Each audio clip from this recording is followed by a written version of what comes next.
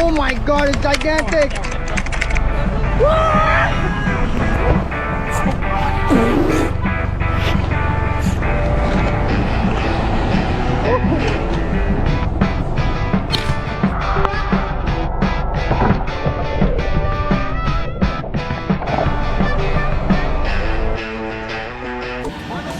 I can go in front? Yeah. Go. I can land if you want. Okay, fine.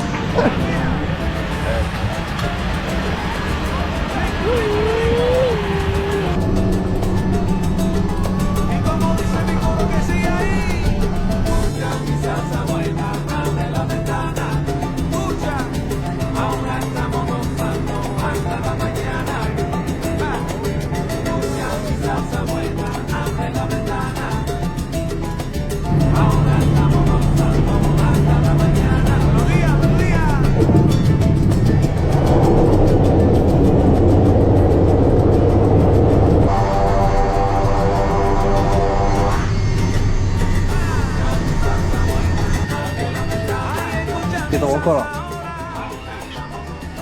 Life is good, life is good, buddy.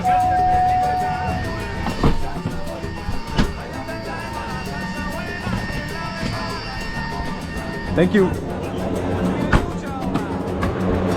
Finally made it.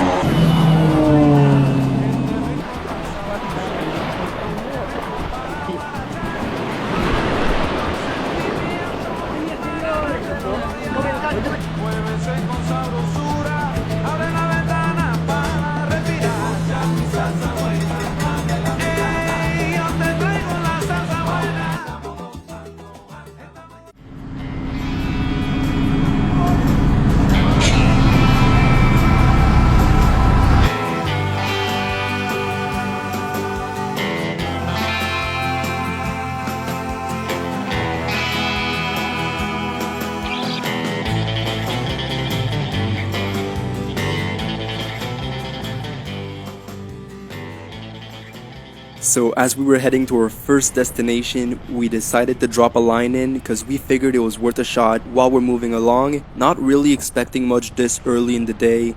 But out here, that's usually when surprises tend to show up. And sure enough, just a few minutes after putting our line in, we were already tight on our first fish of the trip.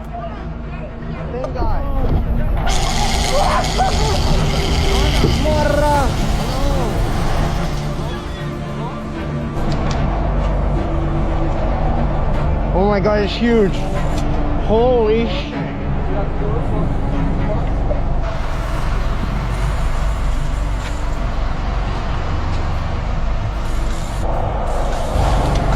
Holy shit. Oh.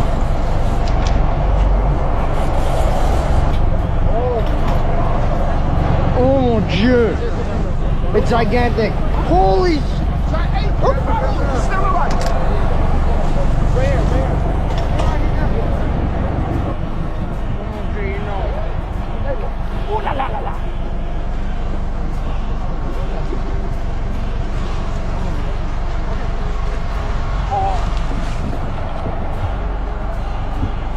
Oh my god, it's gigantic!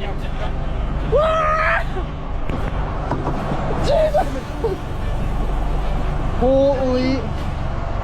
That is the biggest I've ever seen in my whole life. So after landing the biggest bull mahi-mahi I had ever seen, we wasted no time. We filleted it right there on the boat, tossed the scraps over to the sharks, and after cleaning up, we turned our focus back to this morning's mission, which is to find a big floating log to catch bait off of. These big floating logs turn into little ecosystems where small fish gather around them for shelter, and bigger predators like tuna or marlin hang close by looking for a meal. So me knowing there could be bigger fish around, I decided to hop in the water while the boys were catching bait, just to see if anything bigger like a tuna or a marlin was lurking nearby. But what I found was that this log wasn't just shelter for small fish, it was home to hundreds of baby silky sharks that were sometimes a little too curious, because although they look harmless, one small bite from those razor sharp teeth and things could turn bad really fast.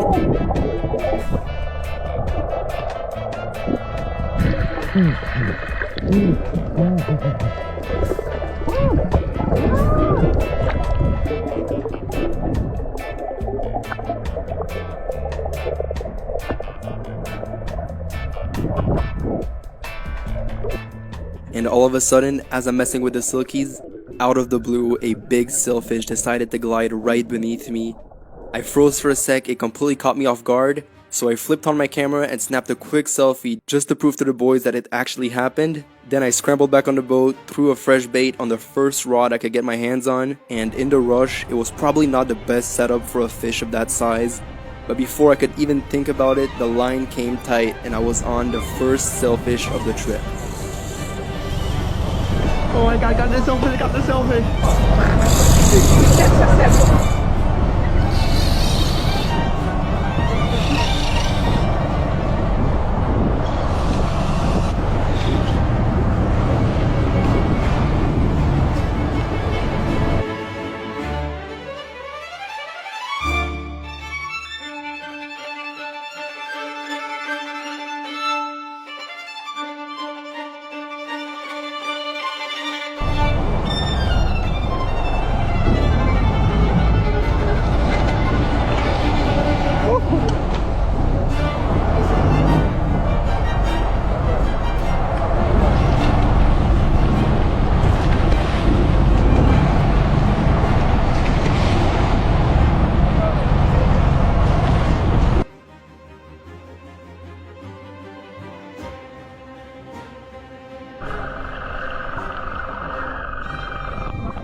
After an awesome fight, we got the sailfish boat side, and this is not the 1,000-pound marlin we came here for, but still an epic way to start the trip.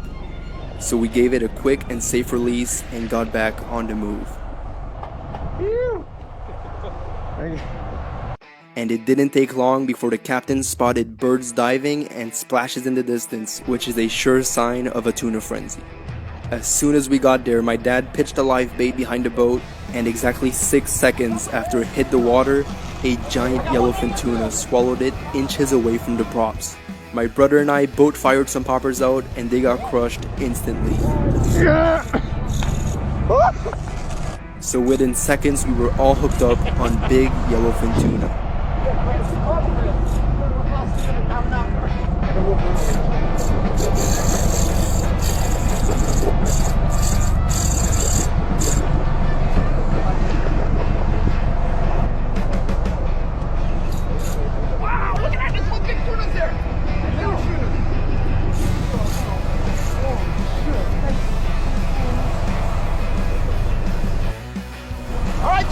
Tuna!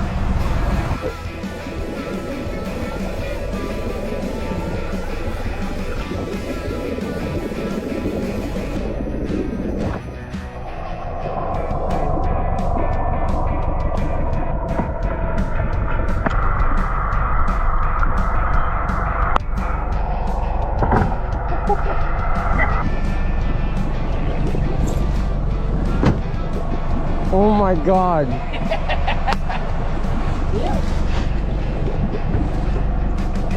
Yeah, we're waiting for you. Oh my god, that thing's gigantic. Oh, here it comes, here it comes.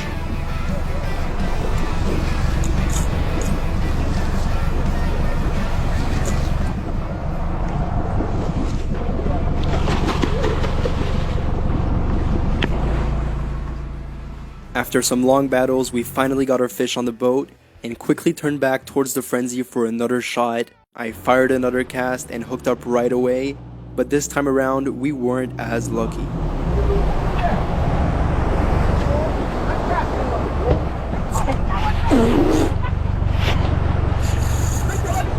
Oh!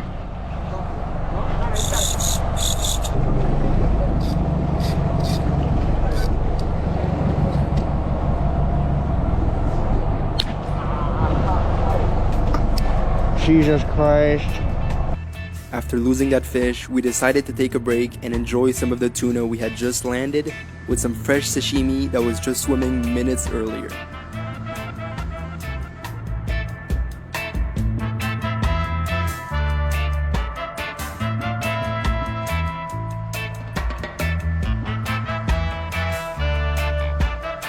As we sat down in the cabin to take a break, the captain suddenly banged on our door and shouted for us to come outside. And when we stepped out, the first thing we saw were two massive oceanic blacktip sharks trashing on the surface right next to the boat, causing a huge commotion. There's every shark in the ocean there. I just had to dive in and find out what was really under the surface for the sharks to be going so crazy. And the second I dove in, I realized I had just entered the craziest feeding frenzy of my life. Hundreds, maybe even thousands of Jack Crevalle mixed with big oceanic blacktip sharks slicing through the chaos. I mean, this whole scene just didn't even look real. Up on the boat, the boys couldn't really see what was happening. My brother casted a popper thinking it was another tuna frenzy and hooked a jack instead, which he quickly released. But beneath the surface, this school was just pure chaos. But it didn't last long. Within minutes, the jack scattered and disappeared into the deep. I climbed back on board, and with our adrenaline pumping again, we could finally focus on what we came here for, which was to catch a big marlin. And if we wanted any chance at a marlin, we needed proper bait, and bonitas were the perfect candidate. They're fast, strong, and exactly what a marlin looks for.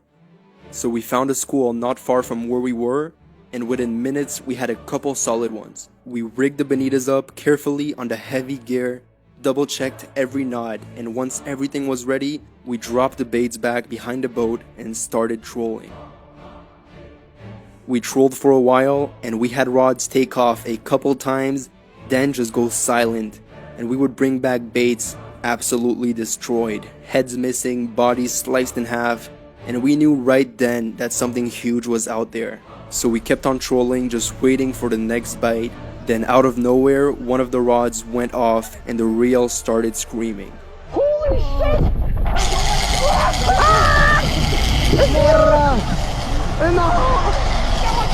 Jesus Christ!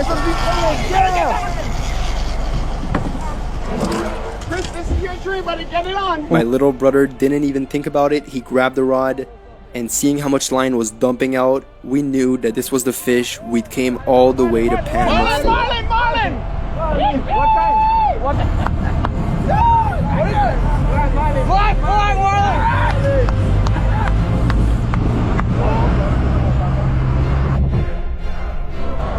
Well, then, no, what happened?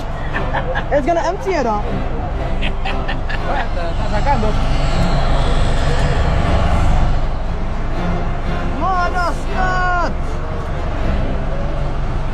You gotta back up on it, no?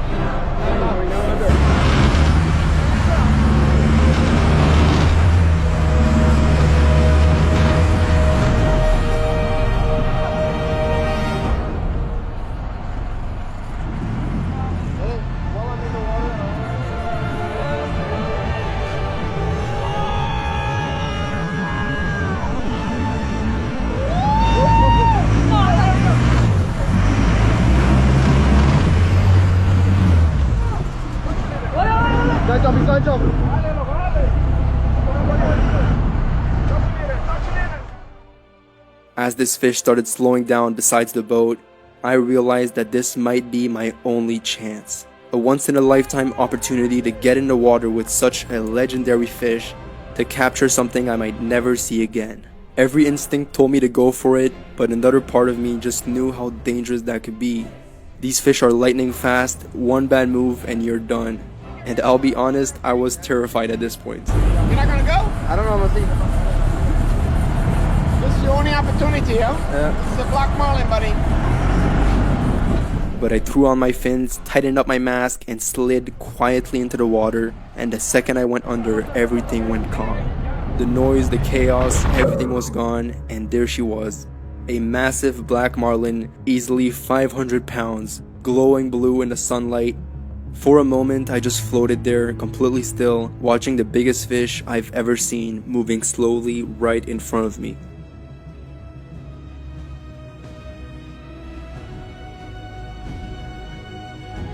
Then just as I started to relax, she suddenly turned fast, and with one flick of her tail, she charged, and her rostrum sliced through the water inches away from me.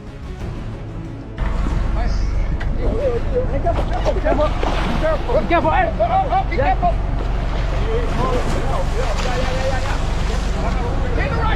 the rod! Then she gave us one last big run. Hey, you got me number one,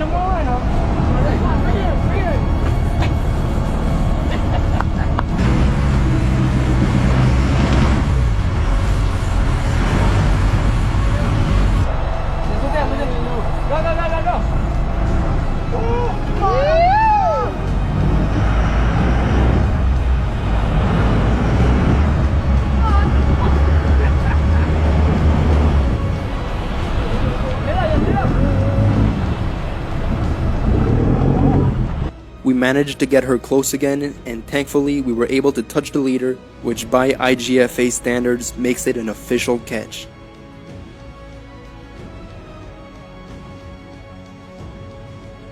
And with a final turn under the hull, the line slipped into the prop, and just like that, she disappeared back into the deep, right where she belongs.